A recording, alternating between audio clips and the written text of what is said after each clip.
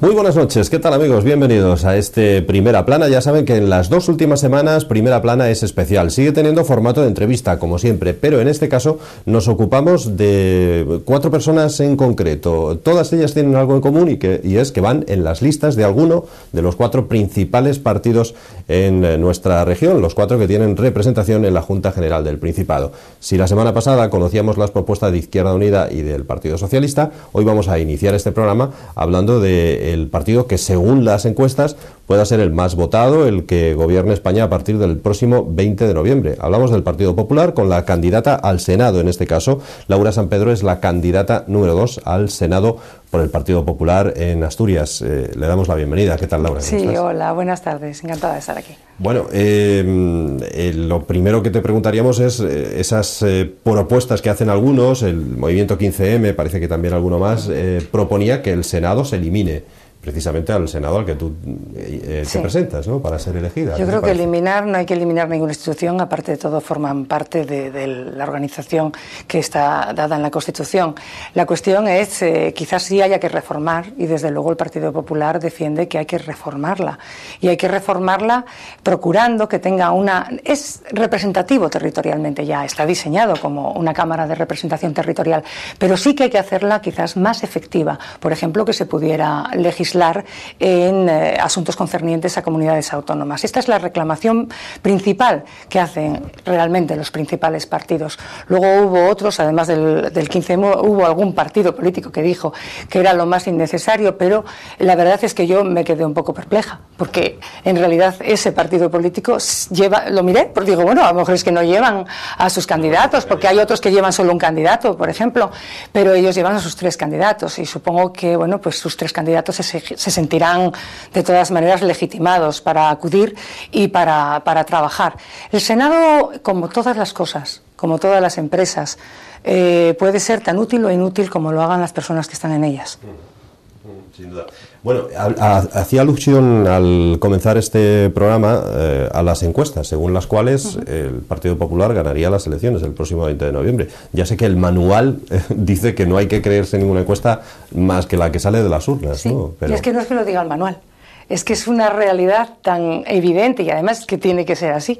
Son los ciudadanos los que dicen quién gana y quién pierde. Las encuestas, además, hombre, son muy interesantes, te animan mucho cuando estás agotado en medio de la campaña, pero nada más. Y además corren el riesgo de funcionar de una manera ineficaz para uno o para otros de los partidos de las distintas fuerzas políticas, porque te puede desmovilizar el electorado que cree que, bueno, que no hace falta que te apoyen, o puede suceder que haya otros que, creyendo que pierde su partido, tampoco les voten. O sea que te advierto que no es bueno tampoco para ningún partido que te digan que vas mal, ni es totalmente bueno que te digan que vas fenomenal.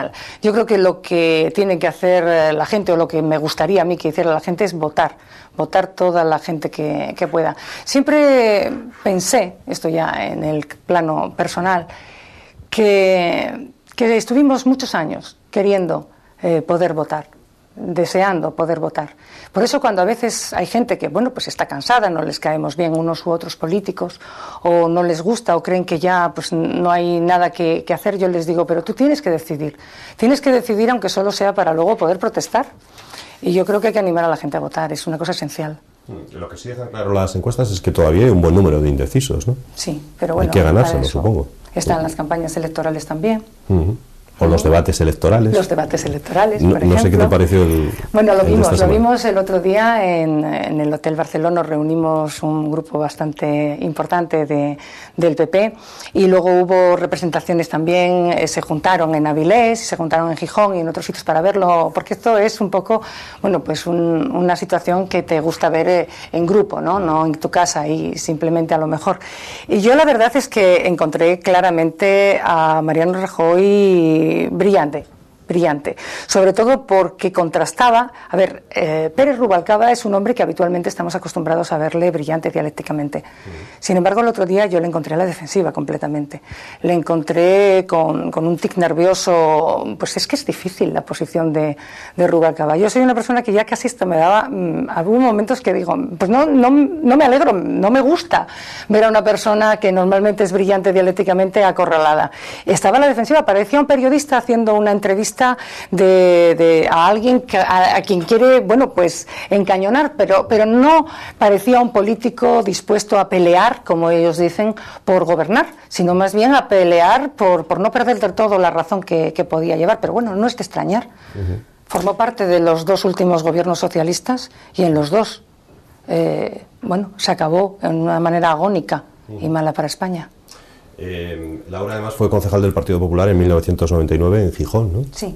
Con la candidata con quien hoy es candidata al Congreso, ¿no? Fernández, que es, bueno, pues aparte de apreciarla muchísimo como amiga, porque ya somos amigas después de tantos años, es una persona admirable, es una persona trabajadorísima, es increíble, la gente no se puede imaginar la capacidad de trabajo y de ordenar las ideas en la cabeza que tiene Mercedes Fernández. Y además yo trabajé con ella efectivamente en el 99, ya de aquella me pareció así, pero en esta campaña la estoy encontrando, lo comentaba el otro día, está como más madura todavía, políticamente está en su mejor momento.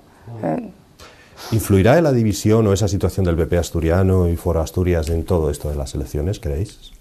Yo creo que la gente, esto es una idea muy personal que tengo desde hace muchos años, la gente sabe muy bien lo que vota y a quién vota cuando vota. Esto es, esa idea que tienen algunos de que se arrastra de acá para allá. La gente sabe muy bien cuando vota a un alcalde, cuando vota a un presidente y cuando vota a unas generales. En este momento lo que nos estamos jugando son 2 modelos, el modelo de Rajoy y el modelo de Rubalcaba, el modelo del paro y el modelo del progreso. Es que no cabe más, porque lo que se necesita es pensar en un gobierno fuerte. Y a partir de ahí es lo que hay. Luego hay momentos en los que la gente se ilusiona y luego también se desilusiona con las cosas, con lo cual en realidad, hombre, volvemos a lo de antes. Cuando lleguemos al día 20N la gente votará y sabremos lo que han decidido. Pero yo estoy convencida de que la mayoría de la gente, de los asturianos, sabemos perfectamente que estamos ante un momento histórico, que necesitamos un gobierno fuerte y sobre todo una cosa que a mí, bueno, pues me gusta pensar, y es que un gobierno fuerte también le puede reclamar.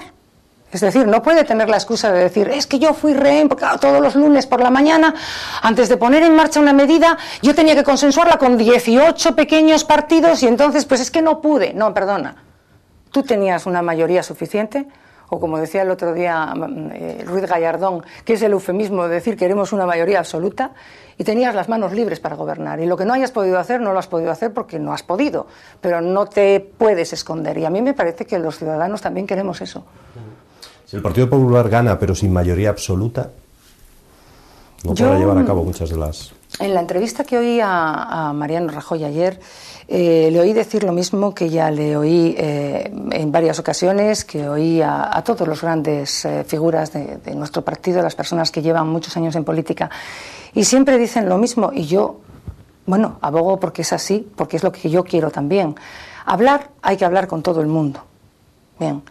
Todos sabemos que cuando hay que tomar decisiones importantes, pero esto en cualquier empresa, en cualquier trabajo, en un barco, en cualquier lugar, tú hablas, te enteras, recibes, sumas ideas, pero luego alguien tiene que decidir. Y ese alguien que tiene que decidir, con todos los criterios reunidos, después de haberlo valorado todo, tiene que tener libertad de decisión si queremos avanzar. Si somos rehenes de las minorías, o sea, una cosa es escuchar a las minorías y otra cosa es que gobiernen las minorías. Y al final, muchas veces un partido bisagra es lo que implica. Lo que aquí hay que hacer es abrir las puertas al futuro, no tener una bisagra que chirríe. No está en esta... Sí, es válida la metáfora. ¿No está cayendo Rajoy en estas elecciones en hablar de otro asunto que no sea el paro? El paro es ahora mismo, la encuesta del CIS lo dice, la mayor preocupación de los españoles, claro. Cosa lógica. Es que tú sales a la calle y es que no cabe otra cosa. Mira, estos días que estamos repartiendo por la calle los folletos y te acercas y la gente te dice, y no siempre te dicen maravillas, hay veces que te increpan, hay veces que te dicen, bueno, pues sois muy blandos, incluso hay otras veces que te dicen, no, pues yo soy del otro partido. Dice, hoy me decía uno en el mercado que estuvimos por la mañana en Pravia, me dice, oye, es que yo de este no lo quiero del otro. Digo, es que yo no soy de la agencia de distribución, yo soy de este partido. Y dice, vale, dice el amigo, pues yo sí quiero de este. Quiero decirte que está muy mezclado y es así. Pero lo que se oye en la calle es el problema del paro. El otro día estábamos repartiendo y había allí un señor, sin techo, estaba pidiendo, y bueno, era obvio que estaba allí, no le puedes ignorar, pero a mí también me parecía de alguna manera que era insultante ir y darle un folleto. Pero tampoco puedes ignorarle porque está allí. Bueno, al final me acerqué, le digo, no sé si darle un folleto, darle lo que me está pidiendo usted, obviamente, unas monedas, o una de las dos cosas. Digo, ya, yo soy un poco así, también. Y dije, le doy a elegir porque no quiero. Y me dijo, no, lo que quiero es decirte, dame el folleto. Dice, que sepas que tengo 55 años, que tengo un montón de oficios, que soy soldador, que fui pintor no sé cómo se dice la frase, al decírmelo entendí lo que se refería de laminados o algo así, que fui incluso cocinero de barco, que hace 2 años me quedé sin trabajo, que me he quedado sin el subsidio ya final y que solo espero que alguien llegue al gobierno y cambie esto. Y que no soy una persona crónicamente pobre, sino que llevo 2 años así y que tengo una edad crítica. De esto me he encontrado 3 esta semana, porque ya, visto esto, me acerqué. ¿Cómo va a hablar Mariano Rajoy de otra cosa? ¿Cómo vamos a hablar los demás de otra cosa? Si hay familias normales de los que nos estén viendo ahora, que todos tenemos a alguien, un primo, un hermano, un tío, con hijos y con responsabilidades, que en un momento determinado, pasando un horror para decirlo, te tiene que decir en un momento, oye, ¿tú me podrías dejar 500 euros para acabar el mes? Eso no son cifras, son personas. Lo que pasa es que, claro, no hay una varita mágica. ¿Cómo, si queréis, hablamos de algunos puntos en concreto o de forma genérica, pero cómo el Partido Popular cree que va a poder dar la vuelta a esta situación a partir del 20 de noviembre si gana esas elecciones? No va a ser fácil. Yo, estoy convencida, a mí me parece una empresa titánica, la verdad. Estamos en un momento que, como te digo, es de emergencia nacional. Pero sí que tengo confianza en un proyecto que ya demostró en el 96, cuando llegamos al gobierno, bueno, no estaba yo en ese gobierno, pero sí en el municipal, en el 99, que, bueno, fue evidente que nos acusaban de no poder hacer la cuadratura del círculo, pero se crearon 5 millones de empleos en unos años. Llegamos con la caja de la Seguridad Social quebrada y, bueno, hubo que pedir un crédito para pagar las pensiones de ese año y luego poco a poco se fue creando empleo.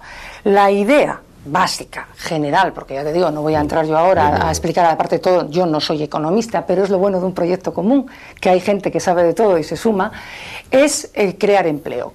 Crear empleo generando, lo primero, confianza. Confianza que ya es, incluso en la teoría económica más básica, se sabe que una de las situaciones primeras que hay que crear es confianza. Yo creo que eso, con un cambio de gobierno que se sabe que es sensato, porque ya lo hemos demostrado y porque a Mariano Rajoy se le ve el sentido común por todas partes, pues creo que ya se va a generar confianza. Además de eso, vamos a poner, como le gusta decir a él, y yo tomo su palabra, una alfombra roja a los emprendedores. Si bonificas a los autónomos, por ejemplo, que creen su que empleen a alguien que no sea socio con 3.000 euros, si además bonificas en la contratación de la Seguridad Social para que estas personas generen empleo, solamente con que cada autónomo pudiera crear un empleo, bajaría una barbaridad el paro. En el momento en que baja el paro y la gente tiene empleo, estás dedicando menos recursos a cubrir subsidios de desempleo porque hay menos gente. Estás llenando las arcas de la Seguridad Social. Es un círculo vicioso. La gente está consumiendo inmediatamente más, está invirtiendo, se está moviendo. Los empresarios, a su vez, al vender, pueden generar IVA, pueden generar recursos. Es que es una cadena que simplemente el mecanismo hay que darle la vuelta y el momento es empezar por generar esa confianza y generar ese apoyo a las personas que pueden crear ese empleo. Y también hay otra línea que quisiera ver si me puedo explicar bien, porque como te digo, no soy un técnico en la materia, que es el tema de los créditos. Por ejemplo, parece ser que en los últimos años se ha invertido muchísimo, se ha dado mucho crédito, hasta 93.000 millones de euros, me parece que era, espero no liarme con las cifras, a las administraciones públicas. Sin embargo, por la misma manera, se dejaron de dar unos 57.000 millones a familias y pequeñas empresas por parte de las entidades crediticias. Hay que bajar esa voracidad de las administraciones públicas que lo vehiculan, al fin y al cabo, a hacer planes que potencian, sí, pero no es la iniciativa privada, y dejar que esas familias y esas empresas vuelvan a cobrar el protagonismo. Lo que pueden hacer las personas, lo deben hacer las personas, y la administración tiene que estar ahí para sostener todo aquello que donde las personas no pueden llegar con la iniciativa privada y permitir que haya igualdad, pero no para frenar la iniciativa privada. ¿Habrá dinero para esas cuestiones que plantea, por ejemplo, para las bonificaciones? Porque claro, que lo que se van a encontrar el 20 de noviembre se presume que no va a ser precisamente... Primero hay que saber qué nos vamos a encontrar, pero en principio, como te dije antes, por ejemplo, en el 96, cuando se llegó, no había dinero para llegar a pagar las pensiones y, sin embargo, en aquel momento José María Aznar, pero Rajoy estaba en su gobierno, Mariano Rajoy, pues encontraron la manera, en aquel caso pidiendo un crédito. En este caso yo estoy segura. Fíjate, el otro día alguien dijo, y yo no te sé decir la retahíla de cargos que dijo, porque yo no tengo la biografía de Mariano Rajoy en la cabeza, pero comentaban que es el político mejor preparado por la cantidad de cargos sucesivos de gobierno que ha tenido en los diferentes niveles. Empezó de concejal, para gobernar. Es el político con más experiencia política a sus espaldas que puede llegar a presidente de gobierno. Y yo creo que eso es importante, porque yo siempre pensé que tú tienes que saber lo que haces. Bueno, a mí, de pequeña, mi madre, que era comerciante, me decía, para saber mandar hay que saber hacer aquello que vas a mandar. Y yo estoy convencida de que eso es así. Por eso estoy muy confiada. Hoy mismo se han vuelto a oír acusaciones del Partido Socialista acerca del programa oculto que tiene el Partido Popular. Yo no sé si es que el Partido Socialista, bueno, sus líderes no entienden, porque yo el otro día veía a Rubalcaba que preguntaba una y otra vez lo mismo, y Mariano Rajoy se lo explicaba, y él volvía a la carga. O es simplemente que les gusta recurrir al discurso del miedo, pero es que está tan gastado. Es que este tema del programa oculto, de los populares van a destrozar el estado del bienestar, es que ya recurrieron a ello cuando estaban con Felipe y con Guerra, que por cierto, parece ser que vuelven. Entonces yo creo que ya está muy gastado. La gente sabe perfectamente que lo que hay es lo que hay. Lo único oculto que hay aquí no es el programa del Partido Popular.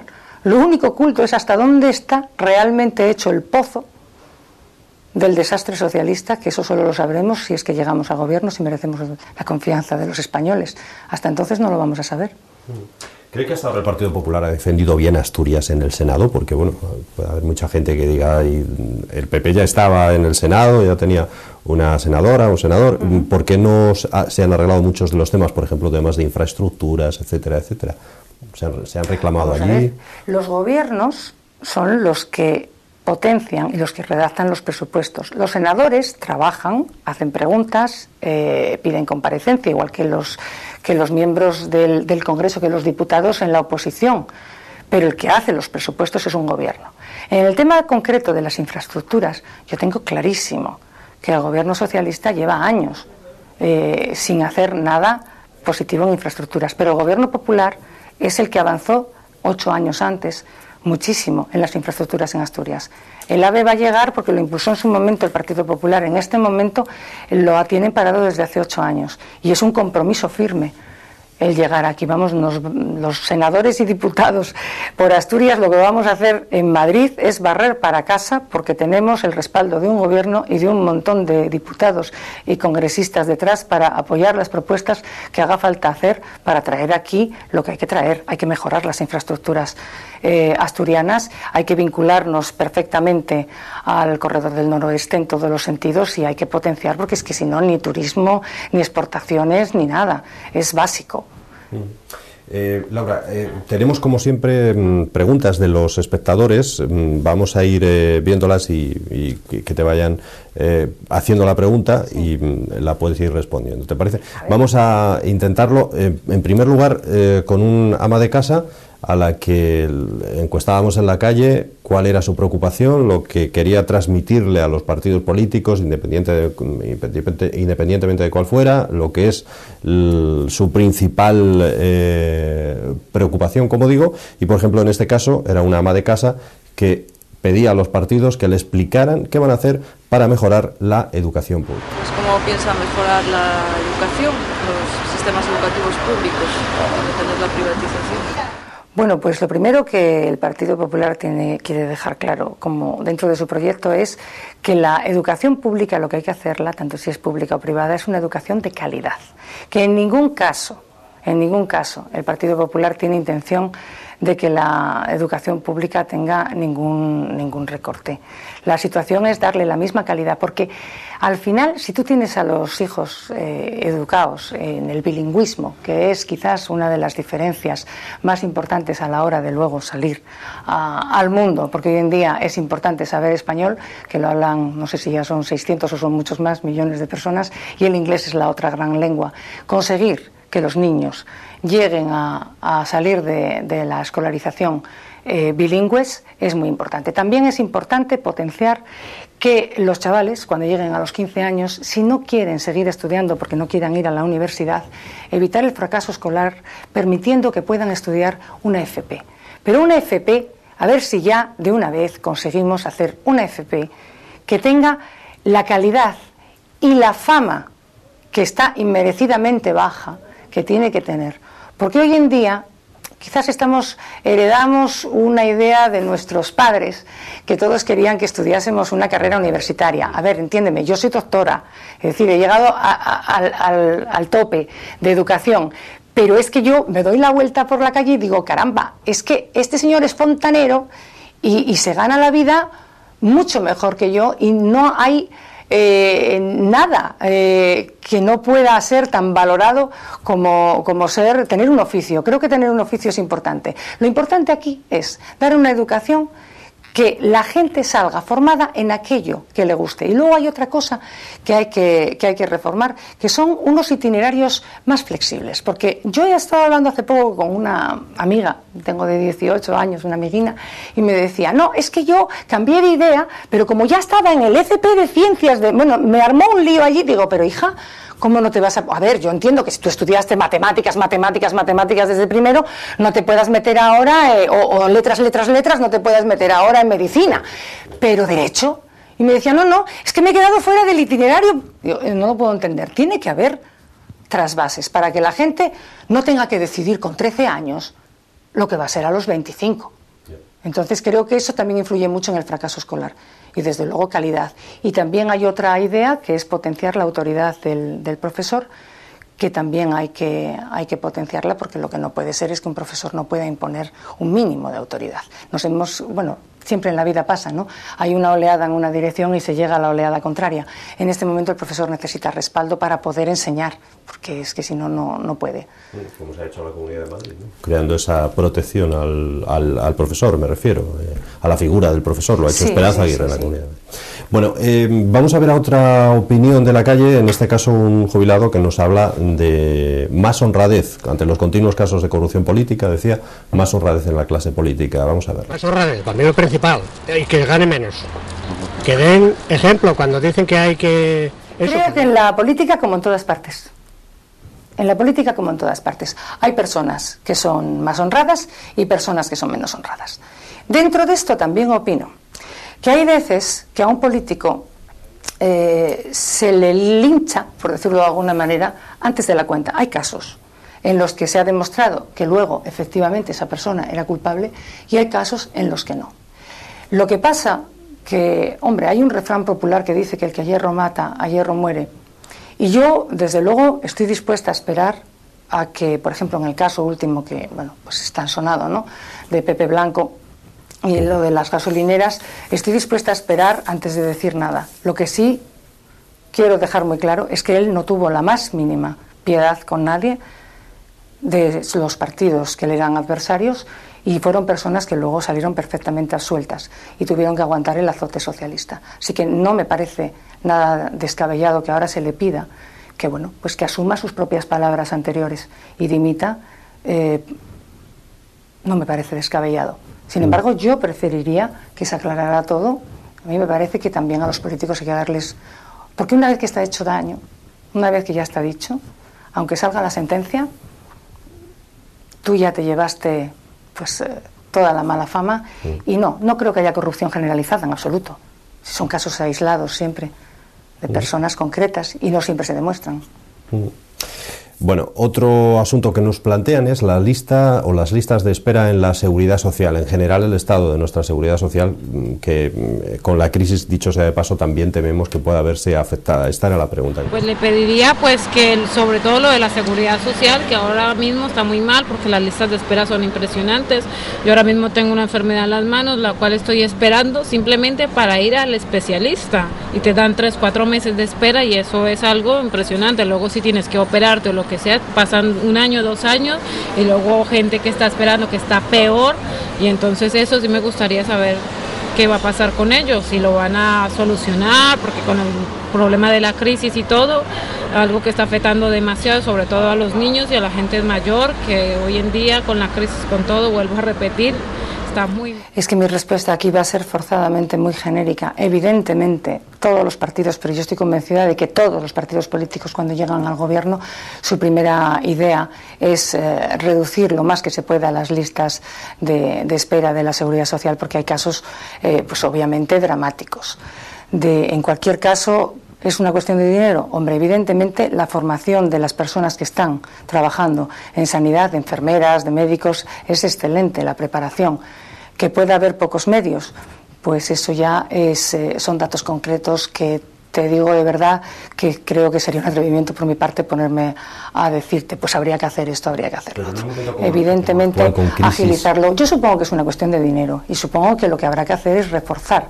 En el programa del partido es una de las grandes prioridades es la sanidad, junto con la creación de empleo. Es garantizarle a la gente que no va a haber recortes ni en sanidad, ni en educación, ni copagos. Ni copagos, lo dijo clarísimamente ya todo y cada uno de los políticos que hemos tenido la ocasión de asomarnos a los medios de comunicación. Esa es una idea de los socialistas que la sacan como lo de las pensiones, de vez en cuando no saben qué decir, sacan lo del copago. Tasativamente, tanto Rajoy como Gallardón, como todos los líderes que han salido en los distintos medios de comunicación, han dicho no vamos a aplicar el copago. A ver si ya, bueno, pues va quedándole a la gente claro, y que se tranquilicen, no hay copago.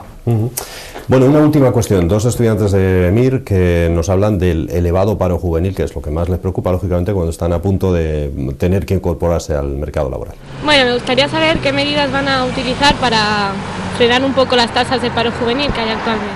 Pues que es una de las grandes preocupaciones y uno de los grandes temas. Entra dentro del gran problema del desempleo, pero es que es cierto que creo que estamos como en el 50% del paro juvenil. Además es una generación absolutamente preparadísima que necesita rápidamente acceder al mercado de trabajo, no solo para no perder las ilusiones, sino para no perder el tren, porque las generaciones siguen saliendo y en un momento determinado pueden encontrarse con que han dejado de ser jóvenes suficientemente preparados porque ya salieron otros jóvenes suficientemente preparados. Por eso es la urgencia, por eso es tan importante y por eso estas elecciones son tan históricas, porque hace falta el cambio para que todas esas medidas de las que hablé antes, de creación de empleo, de potenciación de los emprendedores, se puedan poner en marcha cuanto antes, generar ese flujo de dinero, ese flujo de ingresos y poder que estos MIR pues puedan contribuir a aligerar esas listas de espera en su momento cuando encuentren un trabajo en sanidad. Laura San Pedro, como decíamos, es la número 2, la candidata número 2 al Senado por el Partido Popular para Asturias. Lo último que le pedimos a cualquiera de los entrevistados, como es lógico, y ya podemos hacerlo, estamos en plena campaña electoral, es, si así lo quieren, pedir el voto para su partido. Las últimas palabras que quiera decirle a los asturianos. Sí, yo quiero pedir el voto para el Partido Popular, para la candidatura del Partido Popular en Asturias, porque creemos que es el momento adecuado, porque creemos perdón. Tienes su cámara ahí, sí, es que no sé cuál de las dos las tengo. Los miembros de la candidatura del Partido Popular estamos preparados, creemos en lo que queremos hacer, sabemos hacerlo, hemos demostrado que podemos y además estamos completamente comprometidos por Asturias para barrer para casa todo lo que sea menester y trasladar aquí todo lo que podamos respecto a los anhelos y las necesidades de los asturianos. El gobierno con el que creemos que podemos llegar a mejorar y a cambiar este país es un gobierno que saldría de un proyecto común y que desde luego en ningún caso va a desbaratar el estado del bienestar, sino antes bien, el estado del bienestar consiste en crear empleo y que todo el mundo tenga un sueldo que llevarse a casa con el que poder decidir lo que quiere hacer en libertad y con una cierta tranquilidad de vida. Eso es lo único que quiero decir. Laura San Pedro, decíamos, candidata número 2 al Senado por el Partido Popular, por Asturias. Muchas gracias por estar con nosotros hoy en este programa. A vosotros. Señores, nos vamos a ir a una mínima pausa para la publicidad. A la vuelta cerramos ya ese turno con For Asturias, en este caso, el turno que hemos establecido con esos 4 partidos de los cuales hemos ido analizando, como hemos dicho, su programa y algunas de sus propuestas. Volvemos de inmediato.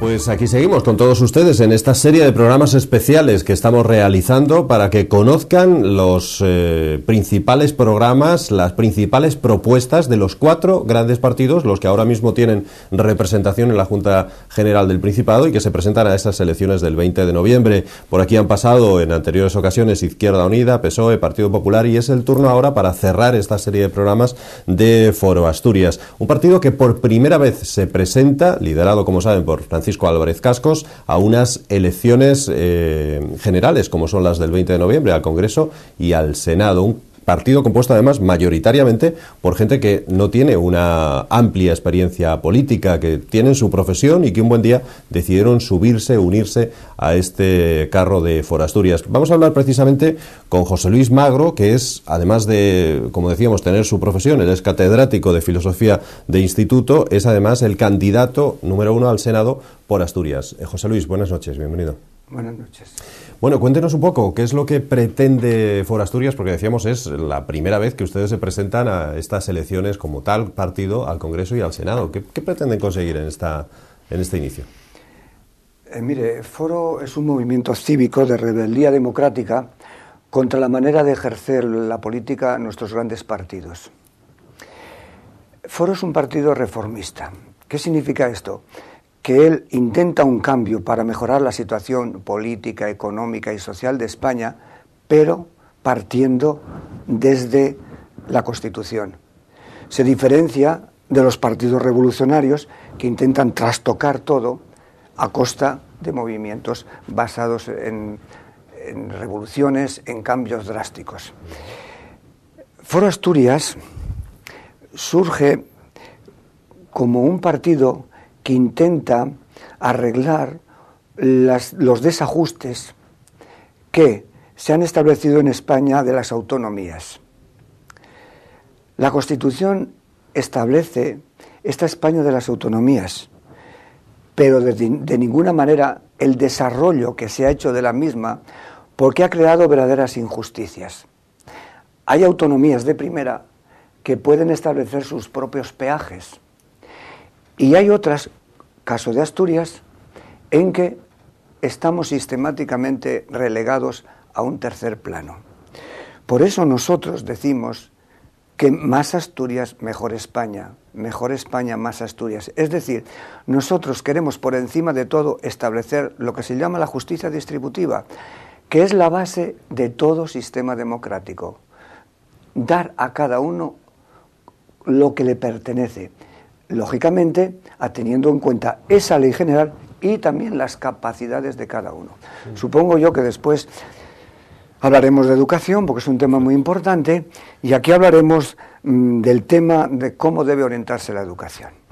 Bueno, por tanto, lo que pretenden ustedes es defender mejor Asturias en Madrid, es decir, que hasta ahora Asturias no estaba bien representada o bien defendida, ¿entienden? Más que eso, podríamos decir que lo que pretendemos es que dentro de un Estado, y dado que nos encontramos en unas autonomías, todas las autonomías puedan tener voz y voto y no solo unas pocas.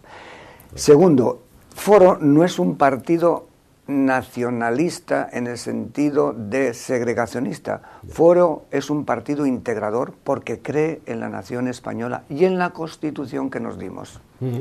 Bueno, vamos a hablar, que es probablemente el mejor propósito de esta serie de entrevistas, hablar a nuestros espectadores de las propuestas concretas que hacen en su programa los diferentes partidos.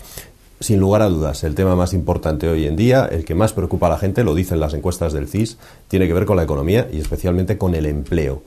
¿Esto tiene solución? ¿Qué propone Foro Asturias para este asunto del empleo? Bueno, solución a corto plazo es muy difícil.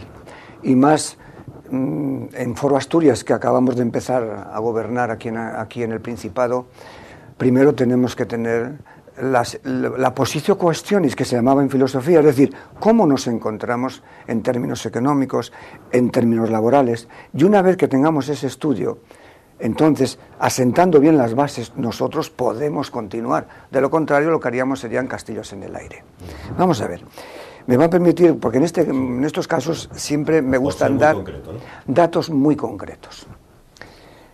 La tasa de actividad de España es del 60% y la de Asturias del 51%. La tasa media de crecimiento es del 2,06% y la de Asturias del 1,86%. Más todavía. La estructura demográfica en Asturias está estancada, 0,7%, frente a la nacional, que es un 16% de crecimiento, en parte debido a la emigración, pero los emigrantes van donde han encontrado trabajo, lógicamente. Pues aquí no viene. Esto está claro. La tasa de actividad de España es del 60% y la de Asturias del 51%. Y la tasa media de crecimiento es del 2,06% y la de Asturias del 1,86%. Lógicamente estos datos son aterradores y que debemos emprender todos los medios y todas las decisiones que nos lleven a reducir lo más posible esta situación. Por ejemplo, el cheque bebé se podrá discutir o no, pero está claro que es un intento decidido y firme y concreto para aumentar en lo posible la natalidad en Asturias. Bien, dicho esto, lógicamente las medidas que se tienen que tomar básicamente están relacionadas con aquellas fuentes, con aquellos sectores que generan empleo. Y sabemos, por experiencia, que los que generan empleo son las empresas. Esto es evidente. De ahí que se han tomado una serie de medidas, Foro propone una serie de medidas para abordar el tema del empleo. Una podríamos llamar nosotros que son de aspecto jurídico-político y otras de aspecto fundamentalmente a pie de tierra, que es la empresa, que es la que verdaderamente puede crear. En este aspecto primero, una auténtica estrategia española para el empleo. Segundo, modernización del Servicio Estatal Público de Empleo. Tercero, alineamiento de las políticas nacionales con la estrategia europea. Esto es importantísimo porque Foro se declara en sus estatutos como europeísta, es decir, él se considera que España debe estar dentro de Europa porque es nuestro sitio natural. Aquella teoría falsa según la cual por qué los cuerpos caían y eran porque ocupaban su lugar natural, es una... Pues esta idea, que quizá no tenga desde el punto de vista científico toda su argumentación exacta, pero sí es verdad que España históricamente siempre ha tenido una relación y una constante unión con Europa. Y desde Europa tenemos que tener en cuenta esto. Y luego también, por supuesto, el fomento del autoempleo. Luego viene lo que llamaríamos nosotros la segunda parte, y es el apoyo a los emprendedores, que aquí está la base. Entonces, proyectar un verdadero programa legislativo que reduzca trámites, costes, plazos. ¿Nos hemos preguntado cuánto tiempo cuesta formar una sociedad o una empresa en Estados Unidos? Pues yo creo que 24 horas. ¿Cuánto cuesta en España? Mejor no decirlo, pero vamos, meses. Yo creo que todos tenemos amigos o compañeros que han intentado montar una empresa y ya saben los trámites. Y no digo nada si yo le preguntase a usted por esta pequeña empresa que ustedes forman, a ver si tienen todas las facilidades para seguir adelante. Esta pregunta queda en el aire y se lo digo también a los espectadores a la hora de votar. Miren a ver quiénes son los que favorecen el empleo. Bueno, eso en cuanto a empleo, no sé si quiere añadir algo más sobre este asunto. Si no, sí nos gustaría hablar de, los datos que ha ofrecido. Yo creo que qué mayor dato que el que padecen muchas personas, ¿no? Más de 85.000 asturianos están en paro. En fin, son datos que demuestran que además en muchos casos Asturias está por debajo del resto de España. Siempre ha sido así, ¿no? Tenemos como una marginación que vamos arrastrando. Pero mire, yo creo que yo me niego al fatalismo. El ser humano, si tiene algo, es su capacidad de prospectiva, es decir, de prospícere, de mirar por delante. Y precisamente porque somos capaces de mirar por delante, es decir, de ver lo que va a suceder, de lo que nos va a acontecer, tenemos que tener la capacidad para organizarlo en función de eso que pretendemos. Entonces, lo que está muy claro en Foro es lo siguiente: las políticas o los caminos que se han elegido nos han llevado a un precipicio. Es evidente. Nosotros pasamos de 30 a 40.000 desempleados, o bastante menos. En 4 años hemos pasado a 85.000. Oiga, reflexionemos. ¿No será que el camino que ustedes eligieron o que elegimos estaba equivocado? Pues bien, Foro les dice, miren, ese camino no tienen necesariamente que elegirlo. Miren este que le ofrecemos. Pero claro, aquí viene lo que llamo un aparato crítico. El crítico es juzgar. Yo tengo que tener esa capacidad de juzgar. Lo que estoy diciendo yo, no quiero que me lo reciban como si fuese un dogma. Yo quiero que lo analicen, que lo estudien. Y naturalmente, en todo proyecto hay un factor, llamemos natural, pero hay un factor humano. El factor humano tiene dos aspectos: la persona y el organismo o el organigrama donde estás integrado. Si tienes un buen organigrama y no tienes la persona, no vale para nada. Si tienes una persona pero el organigrama o la organización te mata, tampoco sirve para nada.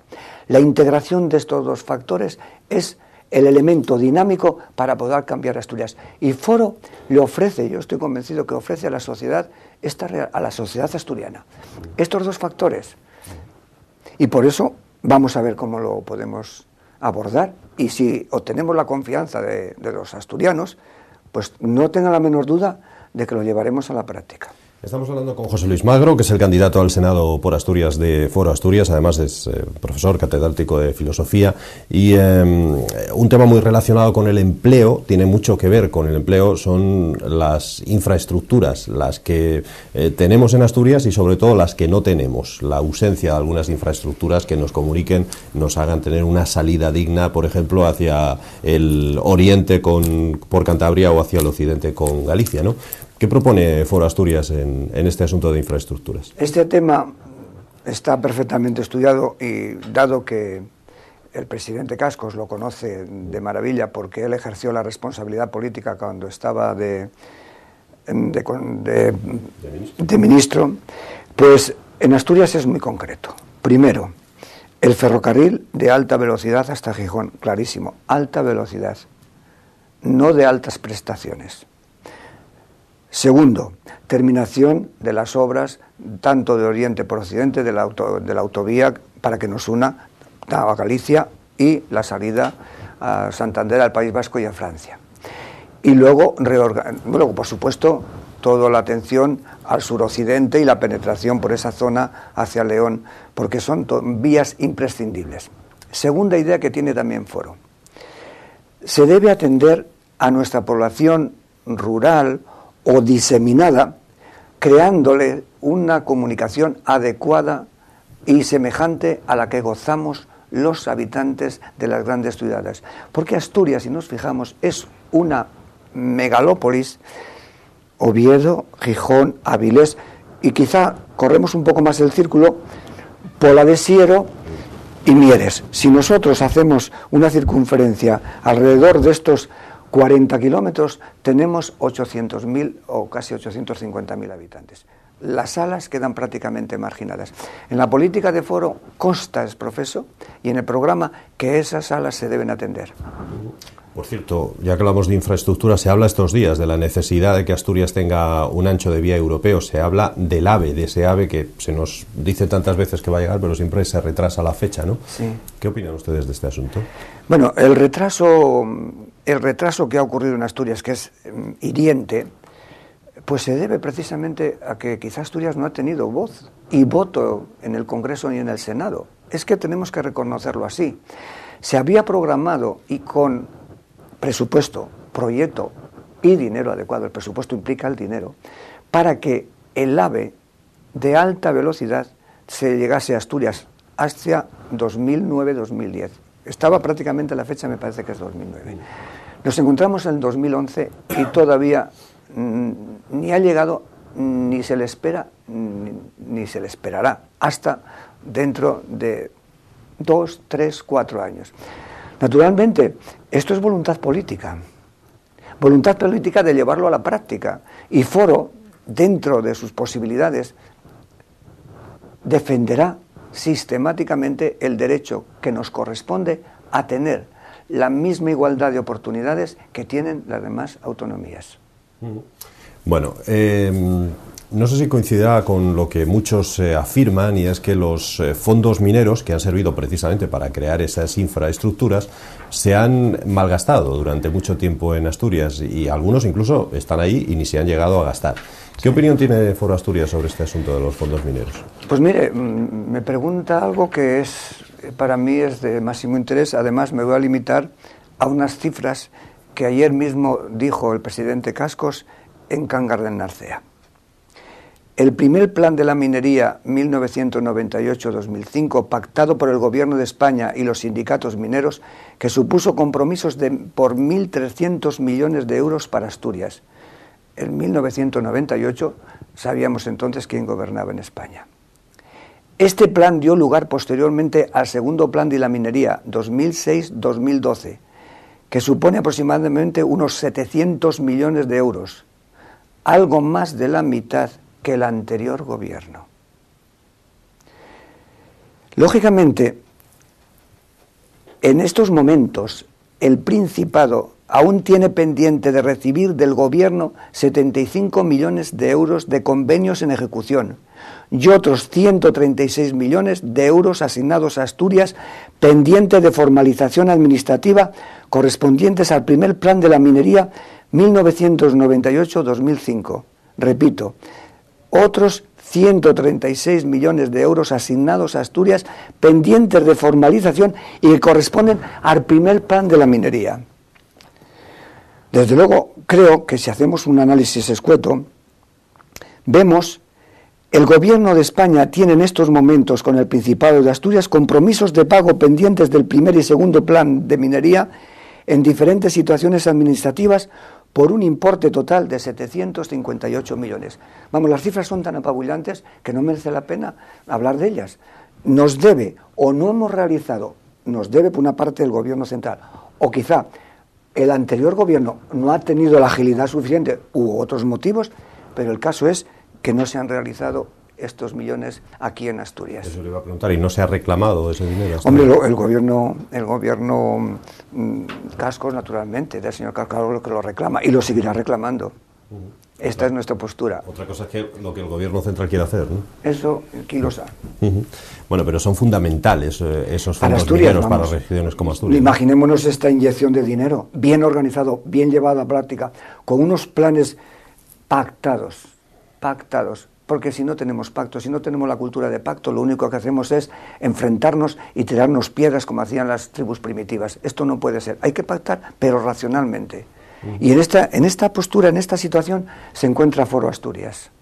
¿Usted cree que influirá el gobierno que desde hace unos meses tan solo está llevando a cabo Foro Asturias en el Principado para que los ciudadanos se decidan o no por este partido para votarle también el 20 de noviembre? Vamos a ver, si nosotros hacemos un análisis externo, lo que piensan las grandes cadenas, pues lógicamente ahí tienen las encuestas. Pero claro, yo les digo a los ciudadanos, oiga, estas encuestas en las anteriores elecciones del 22 de mayo decían que Foro bueno, algunos nos arrinconaron, nos tiraban prácticamente a la papelera. Pero este aquí que sacamos el doble o el triple de lo que las encuestas decían. Si eso fue verídico en las anteriores elecciones, ¿por qué no podemos pensar nosotros que la verdadera encuesta la vamos a tener el día de las elecciones? Y que la fuerza nuestra está precisamente en que los ciudadanos van captando el mensaje y que este mensaje va en serio. Le preguntaba esto también por algunos asuntos quizá polémicos que se han vivido, como usted decía antes, quizá porque no se han debatido, no ha habido un acuerdo, en fin, pero ha habido algunas polémicas ya en estos primeros meses de gobierno. Por ejemplo, una de ellas es con el Niemeyer. ¿Qué ocurre con el Centro Cultural Niemeyer y qué es lo que realmente quiere hacer el Principado? El Niemeyer es una de las grandes obras que se han hecho en Avilés y que verdaderamente hay que conservarla y mantenerla. Esto está más claro y nadie lo puede negar. Ahora bien, lo que no se puede hacer es instrumentalizar una realidad en beneficio de una determinada clase, casta dirigente o cosa similar. Foro defiende y defenderá por principio a Niemeyer porque es una de las fundaciones que más le puede aportar a Avilés. Dicho esto, ¿por qué han surgido estas polémicas, estas manifestaciones?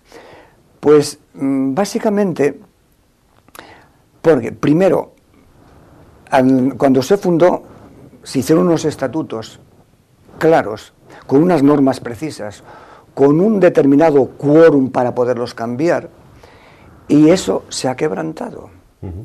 Se ha quebrantado en el sentido, primero, el Principado, el gobierno del Principado de Asturias era el que más dinero aportaba en proporción con los otros. Segundo, el que a continuación llevaba una aportación mayor de dinero era la autoridad portuaria de Avilés. Y tercero, el Ayuntamiento de Avilés. Más luego los particulares, que ciertamente hubo también personas particulares o empresas que también aportaron dinero. Teniendo esto en cuenta, al Principado, como al ser el que más dinero aportaba, se le concede, se le otorga la presidencia de la fundación y el número proporcional de representantes en esa fundación. Hasta aquí todo claro, ¿vale? Así funcionó. Este aquí que a principios de 2011 el gobierno del Principado, presidido por el señor Areces, ve que las elecciones no están tan claramente determinadas hacia un partido y entonces se cambian los estatutos, ¿vale? Pero lo peor es que los estatutos no se hicieron conforme a lo que establecían, a las normas internas de toda organización. Y ahí, como dato, nada más que como dato. La segunda reforma de los estatutos se hace, me parece que es el 4 de junio de 2011. Tengan en cuenta que el 20 o el 22 de mayo ya había ganado las elecciones el señor Cascos, bueno, el Foro, y el gobierno Areces estaba en funciones.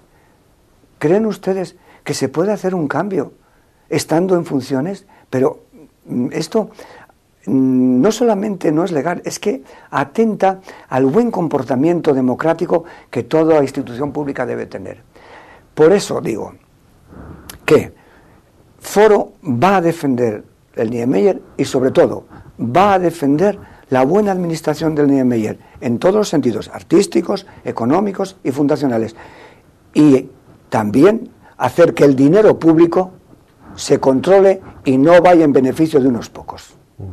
Por tanto, esto no es que ustedes quieran cargarse el Niemeyer, ni cerrarlo, ni nada parecido, ¿no? Agitación y propaganda, claramente. ¿Y cree usted que por el mismo camino va el tema de la televisión del Principado de Asturias, que están, por cierto, siguiendo sus mítines, van allí, bueno, les piden, les reclaman el pago de dinero, en fin, algunos dicen que están saboteando sus mítines? No sé si usted cree que es así y, bueno, ¿y qué le parece además de este asunto?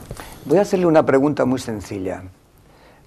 ¿La televisión en la cual usted trabaja sigue de la misma manera los mítines de Foro como lo hacen los de la TPA? Segunda pregunta que hago para que todos reflexionemos. ¿La TPA hace el mismo seguimiento de los mítines del PSOE, del PP, de Izquierda Unida, que lo hace con Foro? ¿Se comportan de la misma manera? Cada uno tiene que responder, tiene que observar. Ahora bien, yo detrás de esto quiero hacer una reflexión muy profunda. En el momento en que cualquier institución que tiene una responsabilidad pública, y en este caso la TPA es una institución o un organismo financiado por dinero público, lógicamente tiene que atenerse a unas normas que respeten los principios constitucionales de igualdad, de libertad, etcétera, etcétera. Si no se hace así, están instrumentalizando esa realidad social hecha en beneficio de todos en provecho de unos pocos. Además, con el agravante de que perjudican a la libre competencia de otros organismos que se dedican a ese mismo campo de actividad. Entonces, el tema de la TPA es claro para Foro. En su programa constaba que la TPA, de alguna manera, se iba a cambiar su forma de concebir y que, lógicamente, esto se tenía que estudiar. Pero de ahí a que la TPA diga que Foro quiere aniquilarlo, quiere mandar al paro los trabajadores, creo que hay un abismo que además no se corresponde con la realidad. Porque además yo hago una pregunta. Cuando vino la TPA, llegó la TPA a Asturias, con el dinero público, había, que yo sepa, 4 o 5 televisiones privadas. Recuerdo aquella canción repetida y machaconamente emitida, resistiré, resistiré, resistiré. Esos trabajadores no pudieron resistir y se fueron al paro o buscaron otro tipo de trabajo. Pues de la misma manera tenemos que tener en cuenta que debemos formar una sociedad competitiva y sobre todo crear puestos de trabajo para que todos podamos estar a gusto en Asturias. Siempre hacemos una batería de cuestiones, de preguntas a nuestros invitados. En este caso, las preguntas para Foro Asturias pues son muy similares a las que se han hecho a otros partidos. Así que, si le parece, vamos a ver la primera de ellas. Es un estudiante, o son 2 estudiantes de MIR, de Medicina, que piden a los partidos políticos que les expliquen, en este caso a Foro Asturias, cómo acabar con esa lacra. Tenemos casi, probablemente más de la mitad de los jóvenes en esa situación que es el paro juvenil. Vamos a ver qué es lo que nos dice. Bueno, me gustaría saber qué medidas van a utilizar para frenar un poco las tasas de paro juvenil que hay actualmente. Vamos a ver, en primer lugar, en una sociedad nuestra de alta tecnología, y además muy competitiva, lo primero es una formación adecuada en el sentido de dar aquellos conocimientos que la sociedad demanda o aquellas habilidades que la sociedad demanda. O sea, el primer elemento fundamental para evitar el paro a largo plazo, incluso a corto plazo, es dar una formación rigurosa y científica a nuestros jóvenes. Por científica entiendo de habilidades, porque hemos separado muchas veces el conocimiento teórico de la realidad práctica. Para el mundo clásico, tan digno de confianza, tan digno de respeto era el que dominaba las técnicas de la dialéctica como aquel que hacía una ánfora perfecta y unos dibujos exactos. Los dos tenían algo especial. Pues ahora podemos hablar de la tecnología, de las telecomunicaciones, de todo relacionado con la biología, la biomedicina. Es decir, crear personas perfectamente preparadas para un determinado campo y sobre todo ver hacia dónde va a ir las necesidades de nuestra sociedad del futuro. Segundo, favorecer el contrato de los jóvenes, por ejemplo, reduciendo un tanto por ciento el impuesto o los gastos que tengan que pagar, etcétera, etcétera. Hay una serie de propuestas muy concretas para favorecer... Pero vamos, sobre todo mejorando la formación, que es buena parte de lo que proponen. Luego, hay un jubilado, al que vamos a ver ahora mismo, que nos habla de la honradez de los políticos. Es cierto que, según la encuesta del CIS, después del paro, esta es la segunda cuestión que más preocupa a los españoles. Vamos a verlo. Más honradez, para mí lo principal, y que gane menos. Que den ejemplo, cuando dicen que hay que... Eso, que den ejemplo. Vamos a ver, no podemos generalizar, porque entonces cuando generalizamos sistemáticamente condenamos a un grupo, y condenar a un grupo, esto es antidemocrático. Yo le diría a este jubilado que si se da el caso de un político que no cumple con sus obligaciones y que incluso utiliza su cargo para aprovecharse, que se establezcan leyes tan claras y tan distintas que inmediatamente se le separe y además pague las consecuencias de su mal hacer. De la misma manera, también teníamos que pensar, y en esto puedo estar de acuerdo con él, que cuando tú asumes una responsabilidad pública y haces que esa fábrica o ese ayuntamiento o esa pequeña empresa que depende del ayuntamiento, la limpieza o lo que sea, llega a tener una serie de desfalcos, pues que pague las consecuencias. Claro, porque lógicamente nosotros somos responsables de lo que hacemos y un cargo político tiene la responsabilidad de gestionar bien. Por lo tanto, en ese campo sí que teníamos que hilar muy fino y primero, no degradar sistemáticamente a la clase política, como no degradamos sistemáticamente a los periodistas o a los profesores, y sí exigir responsabilidades cuando no cumples con sus deberes o con las promesas que han hecho. Bueno, hablamos de otro asunto que preocupa a los asturianos. En este caso es una inmigrante la que nos hace ver que hay listas de espera muy amplias y que lleva ya bastante tiempo esperando para una operación que necesita. Vamos a verla. Pues le pediría pues que sobre todo lo de la seguridad social, que ahora mismo está muy mal porque las listas de espera son impresionantes. Yo ahora mismo tengo una enfermedad en las manos, la cual estoy esperando simplemente para ir al especialista, y te dan 3-4 meses de espera y eso es algo impresionante. Luego si tienes que operarte o lo que sea, pasan 1 año, 2 años, y luego gente que está esperando que está peor, y entonces eso sí me gustaría saber qué va a pasar con ellos, si lo van a solucionar, porque con el problema de la crisis y todo, algo que está afectando demasiado, sobre todo a los niños y a la gente mayor, que hoy en día con la crisis, con todo, vuelvo a repetir, está muy mal. Por de pronto, aquí la seguridad pública, gratuita y de calidad, lo hemos defendido y lo seguimos defendiendo. Segundo, estamos empleando sistemas y métodos para gestionar de una manera eficaz y eficiente la seguridad. Y esto no se consigue de un día para otro, pero ciertamente esta tarea y esta labor, que tenga completa seguridad esta migrante, que Foro Asturias va a afrontarlo y con rapidez. Y una última cuestión. Nos preguntan acerca de la educación, otro tema que en esta época de crisis pues también preocupa por los consabidos recortes.